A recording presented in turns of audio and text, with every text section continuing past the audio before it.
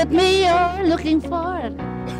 So yun So nasan tayo? Ayan, so hello madlang people, Ifer Nation. Ayan, so nandito tayo ngayon sa Dubai Yacht Club, Dubai Harbor Yacht Club. At syempre kasama ko ang mga leaders ng Blazing Dragons dito ngayon.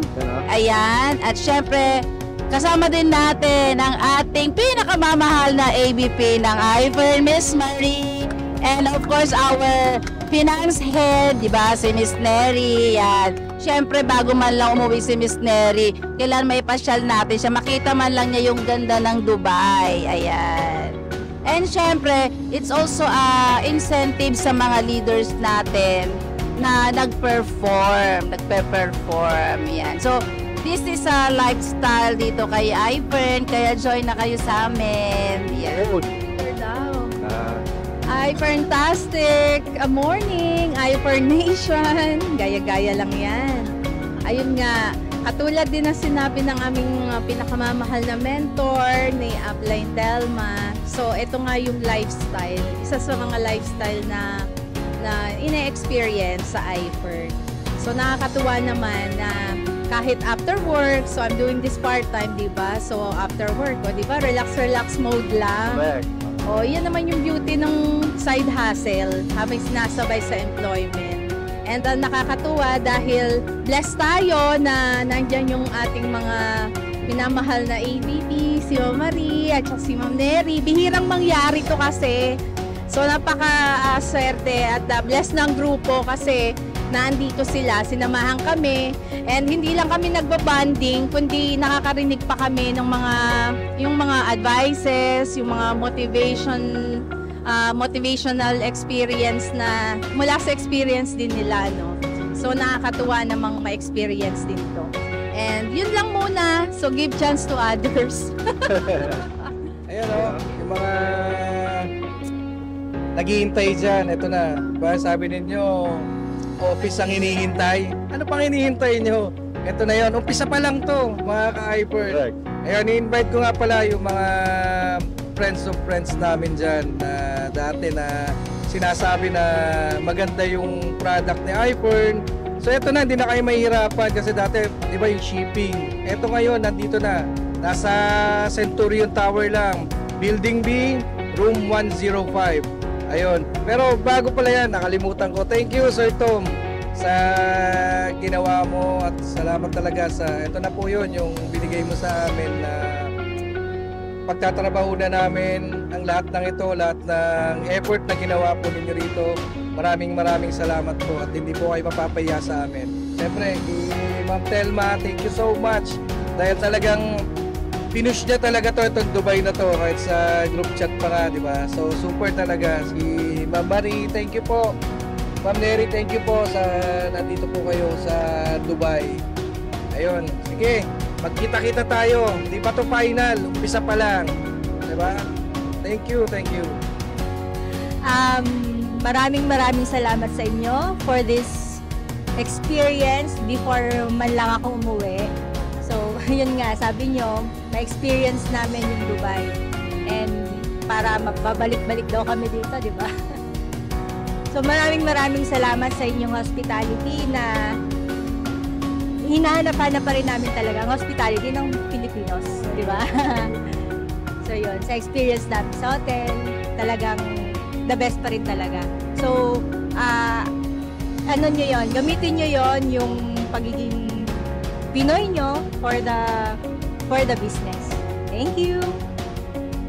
Anyway, gusto ko lang pong magpasalamat sa inyong lahat for this opportunity. This once in a lifetime opportunity na sumakay ng yate. That's sa Dubai pa! My God! My God, sa Dubai pa. Anyway, this group, I know it will become bigger and bigger. Simula pa lang po tayo, we're opening, we just had our soft launch. Wala pa yung grand launch, but nagbibilang na tayo ng points, nagbibilang na tayo ng sales. And simula pa lang ito, with all your hard work, your dedication, yung passion nyo sa business, alam ko lalaki kayo. Maraming salamat po ulit sa inyong lahat. Just continue doing what you're doing. To God all be the glory because alam po natin na wala namang imposible kay Lord. Salamat po ulit sa lahat and looking forward to a better and a bigger Dubai sales. And ang goal natin is for all of you to become a $1 million club members. Okay? Maraming pong salamat ulit and God bless us all. So guys, ito si Paring Marlo, si Upline Marlo. Grabe, nasa yate, oh. Oh, ano lang, oh, diba? Pa-chill lang, oh. So guys, yung mga hinindihan si Paring Marlo, ito yung hinindihan nyo. Diba? Guys, oh. Yan, Paro. So, yan na yung opportunity mo na itutulit sila. Unang-una, nagpapasalamat kami kay Sir Tom na binigyan niya na kami ng opportunity para magbukas ng office sa Dubai at kay Ma'am Telma na from the start until now na sumusuporta, especially sa iyo, Paring Glenn. All the support, binigay mo na lahat. So, ano pang hinihintay natin? Let's go! iPhone Dubai. Yun, maraming salamat sa opportunity to na nakasama kami dito sa grupong to and salamat kay Boss Tom sa pagtatrabuhan din namin talaga to. Yun, salamat sa opportunity nila dito sa Dubai. So yun, at lalago at dadami pa rin tayo dito sa grupong ito. Yun, maraming salamat iPhone. Oh, yun. So ayun guys, kasama natin si Upline Telma Vargas dito sa Dubai. Nandito kami sa yate. So Telma, bakit ka ba nandito? Ano ba ginagawa mo dito? Nag-i-enjoy. Hindi. Okay. Actually, nagbi-build po tayo ng grupo natin dito sa Dubai. And eto na nga, sobrang swerte natin kasi with the vision and mission of our President and CEO, Sir Tumanita, nagkatotoo na yung kanyang pinapangarap na maging international si iFern.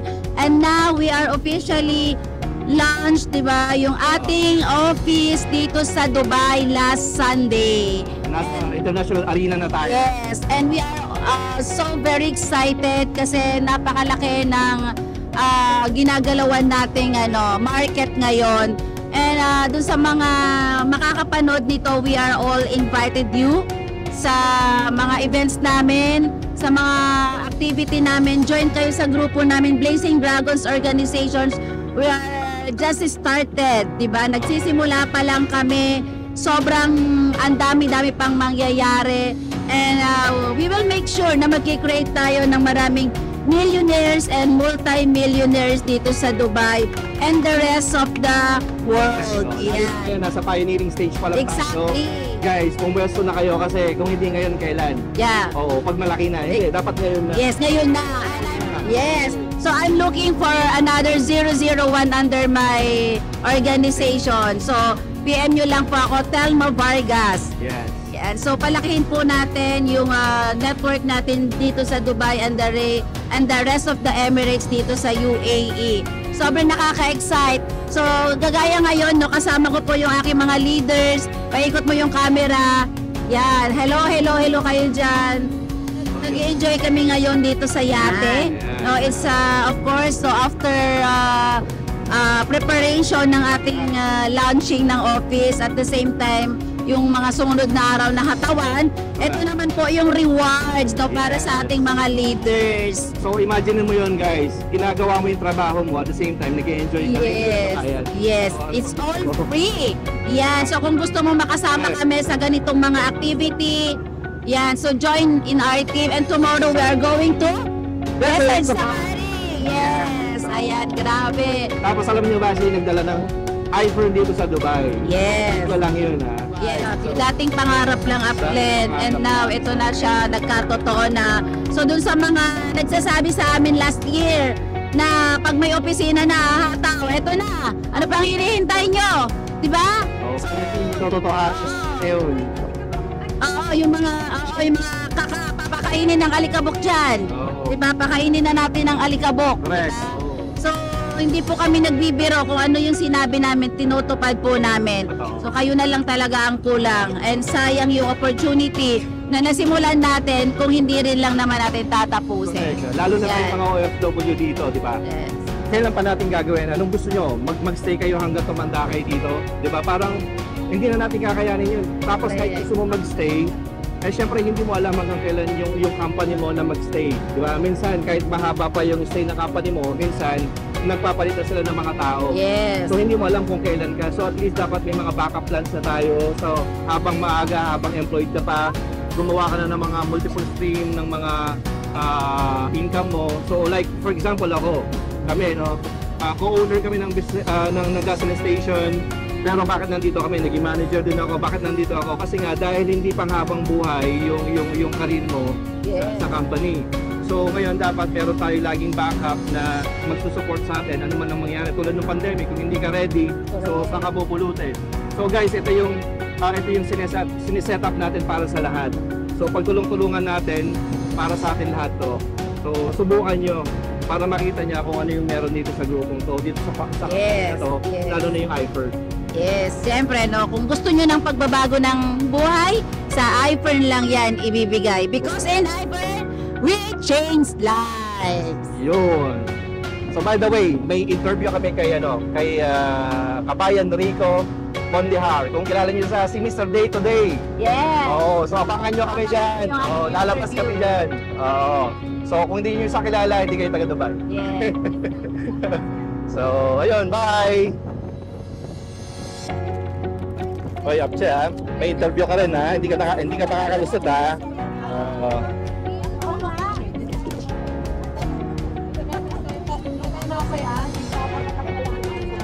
Oh, wow, oh.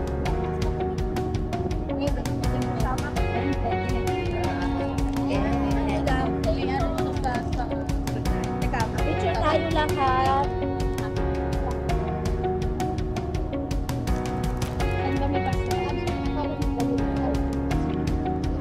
Oo. 160 tayo ng sa ano? Si Chado. 18 years old na.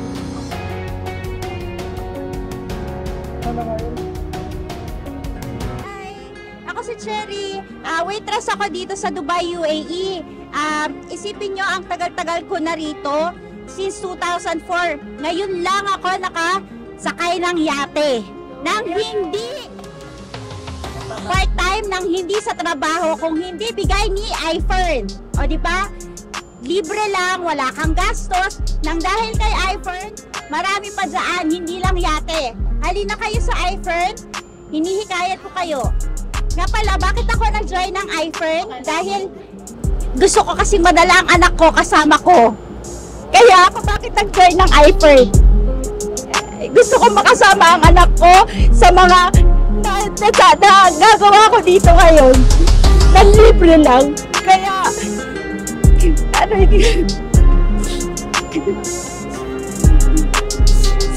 sa tagal-tagal ko na rito, 10 years. Ipangarap ko rin kasama ko ang anak ko at nanay ko rito sa UAE. Napakahirap sa Pilipinas.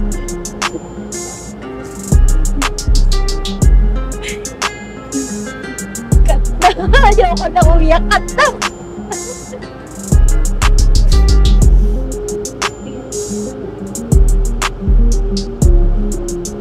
Ganyan tayo ka-passionate sa ating DPSY. Huwag mag-alala, ma'am. Matutupad yan dito. Walang imposible. Walang imposible. Matutupad yan sa iFirst. Yung mga struggles mo, lahat na yan. Sa one day sabihin mo, pinagdaanan ko lang talaga. Correct. Nandito po ang buong grupo. Nandito ang iFirst. Yes! Para ma-realize mo yung dreams mo, walang imposible. Isa ka sa rason kung bakit may iFirst. Yes! Isa ka sa rason kung bakit may iFirst Dubai. Yes! Correct. So, walang imposible. Naniniwala ako, one of these days, makakasama mo yung anak mo, makakasama mo yung nanay. Yun. Like that, okay? Yes. Ayan, oo. So, kapit lang. Pagtutulungan natin yan, hindi mo gagawin ito mag-isa. So, nandito yung buong grupo sa likod mo. Okay? So, pag tutulungan natin yan, basta kung ano yung mga kailangan mo, nandito tayo. Kahit hindi ako, mga uplines mo, crosslines. So, wala na yung mga crossline syndrome na yan. Kumaga, isa tayo dito, family tayo, isang umbrella tayo dito. So, wala na yung mga ganon. Yun na yung babaguhin natin. Okay? So, one family tayo. So, patuloy lang natin sa gawin yung goal natin, kung ano yung nasimulan, tapusin natin. Okay? So, ito na yun. So, guys, so, yan si Ap Mitch, si Ap Rene, yan, nakalive pa yata sila, yan, no? Oo, yan, Hindi, yun nga yung sinasabi ko. Di ba, narinig naman natin yung kwento ni Che. So, hindi lang naman siya yung may ganong pinagdadaan or struggle or deepest why, masasabi nga, di ba? Kasi yun yung kagandahan naman kay iFern. Hindi naman nga tayo nagbibiruan. Kaya when we decided na gawin yung negosyo, seryoso naman talaga kami. May mga taong question na ang tagal naman ng branch, ang tagal naman mag-open. Ganun talaga. Kasi sa business, pinag-iisipan yun. Tsaka yung pinagpaplanuhan.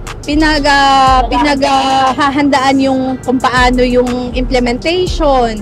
Ano yung mga kailangan. So kahit naman sinong magnegosyo, ganun talaga din naman. May mga natatagalan. Minsan may mga plano tayo, pero yun nga, doon nga mag-a-apply yung 3A's, di ba? Yung mag-a-adapt tayo, mag-a-adjust, mag-a-accommodate, depende sa circumstances.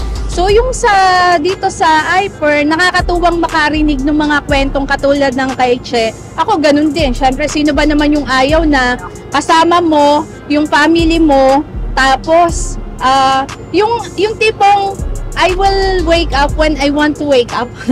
Yung ganon, yung gigising ako sa umaga, kung anong oras ng gising ko, yan, pangarap na pangarap ko sa buhay yan. Yung parang tamad-tamaran lang, pero hindi ako namumroblema kung ano yung ipambibili ko ng pangpakain sa pamilya ko, di ba? So, yun yung nakita ko kay iFern na talagang marami ng binagong buhay na mula sa ordinary na buhay, ordinaryong pamumuhay, ngayon, marami na sa kanila talaga ay living extraordinary lives. Kasi nga, nabigyan sila ng pagkakataon na makuha yung mga yung iba nga dyan, hindi naman nila in-expect na dadating sila sa punto na talagang ma-achieve ko pala to, and sobra-sobra pa dun sa ina-expect ko or dun sa gusto kong ma-achieve sa buhay, di ba? And yun nga, isa pa, nakakatuwa din na hindi mo rin ina-expect na, okay, syempre, nandiyan yung gusto nating makatulong sa kapwa, pero yung tulong sa kapwa na talagang nabago yung buhay na higit pa doon sa tulong na mabibigay mo, talagang napakalaking, siguro lampas tayo sa langit. Pag tinanong tayo ni San Pedro in due time, anong ginawa mo sa lupa? O, diba? Isa-isahin mo. Marami akong nadala sa iFern kasi. Diba? Diba? Napakagandaan. Hindi ka pa tapos magkwento kay San Pedro, sabihin niya na, pasok ka na! Pero hindi muna dyan. Huwag muna dyan. Matagal pa. Marami pa tayong gagawing mga marami pa tayong mga exciting na pangyayaring darating. So yun nga guys, nag-umpisa pa lang kami, at saka imagine, nag-start kami, dalawa lang kaming couple, tapos ngayon, di ba, ang laki na ng grupo and we're growing. So hindi yung mga nagdududa kung networking is for them, ako din hindi ko rin alam kung ito ba'y para sa akin, pero go na lang, go with the flow na lang. Kasi ang rejection naman kahit sa employment, nandyan. Papara ka nga lang ng taxi, na-reject ka kasi hindi ka pinasakay. May mas magandang pasahero, nilang pasang ka, di ba? Rejection yun. Bibili ka yung tendera, hindi ka pinagbibili, hindi ka pinapansin. Ang pakiramdam nila, wala kang pambayad. Di ba? Pero yun nga yung maganda sa mga nangyayari. Pag ginagawa itong business na to, marami talagang mga experience na kapupulutan ng aral, tapos fun din, memorable din, at the same time, hindi mo mabilang ang dami kasi, di ba? Ang dami mga pwedeng gamitin na words para i-describe kung ano yung mga experience. Pero yung maganda talaga doon is yung hindi mo yung parang ano lang, wala kang inaalalang bubunuting pambili ng bigas kinabukasan, 'di ba? So ayun, oo. Oo, 'di ba? At saka pag namimili, buklat lang, 'di ba? Ang saya-saya naman. Freedom. May financial freedom. Basta to sum it up, ang gusto ko lang talaga mangyari sa buhay, yung gusto ko gigising ako kinabukasan sa oras ng gusto kong gising, hindi yung may magdidikta sa akin na alarm clock na kung anong oras ng gising kasi papasok ako sa work. Kasi syempre, kapag may time freedom, may financial freedom. Yun. Yun naman yun, diba? Kaya yung mga viewers naming, may 4 million viewers kami. Hello, shout out sa inyo. Diba? I-encourage talaga namin kayo na samahan kami at i-discover kung ano yung nakita namin kay Ivor. Yes. Kasi napakarami pa, hindi namin maisa-isa. And we're just starting. Nagpa-pioneering pa lang kami talaga sa UAE. And you know, UAE is a hub of 200 nationalities, different nationalities. So imagine, if you top one nationality and then they decided na mag-open sa mga bansa nila, di 200 countries yung nabuksan ng branch, di ba? So ganyan kaganda kay Ivor at ganyan kaganda yung opportunity right now kasi talagang pioneering. So ikaw talaga yung, itong grupo natin, yun talaga yung magbubukas. And sumobra yata, daldal ko ngayong gabi. Actually, yun yung effect ng Pearl Active. Nagiging active, di ba? So guys, thank you. And Sir Tom, belated happy birthday po uli. And thank you very much for the support. And yun nga, nandyan pa rin kayo. And yung mga naririnig namin na talagang mga success stories at saka beautiful stories kung paano talaga kayo nandyan for your business, yung mga distributors, nakakataba ng puso po yun. And syempre, sa aming magandang upline, sa aming magandang Mother of Dragons, diba? Salamat din kasi hindi siya bumibitaw. So, hirap kaya talaga noon. Yan yung talagang literal na, siya yung literal na example nung yung stepping out of your comfort zone. Wala naman siya talagang kakilala dito sa UAE, pero nag-start. Pero sino mag-aakala na, eto na yung grupo, and ayun nga, palaki ng palaki. Yeah. Sa mga business partners ko, yan, si Owen. Imagine, di kami magkakilala ni Owen, pero, di ba, yun nga sabi, wala kasi akong kakilala eh. Di ba yung sasabihin nila pag sa business, wala akong kakilala, kaya ayaw na. Ba't naman ako? Yung upline ko, si Upline, eto siya, sandali ha. Ayan. Hindi rin kami magkakilala niyan. Cold market talaga. So, ako naghanap sa kanya. Yung mga nakakasama ko sa grupo, cold market. Kaya talagang walang reason na sasabihin, di mo magagawa yan. Kasi nga, nangyayari. Hindi ko naman nga kakilala. Pero nag-start and yung pang maganda doon, kung maliit lang yung mundo or your circle na ginagalawan mo, lumalaki siya through the industry, through the business, kasi nakikilala mo yung mga tao, mga genuine, na talagang hindi mo rin ine-expect na makakasama mo through thick and thin, di ba? Yeah. So yun ang nakakatuwa. Isa pa yun talaga sa hindi mababayarang benefit ng business. Yung makakilala ka ng mga totoong tao. O, di ba? Yun lang muna. So, I'll give others a chance to share their stories. O, di ba? Che, okay ka na?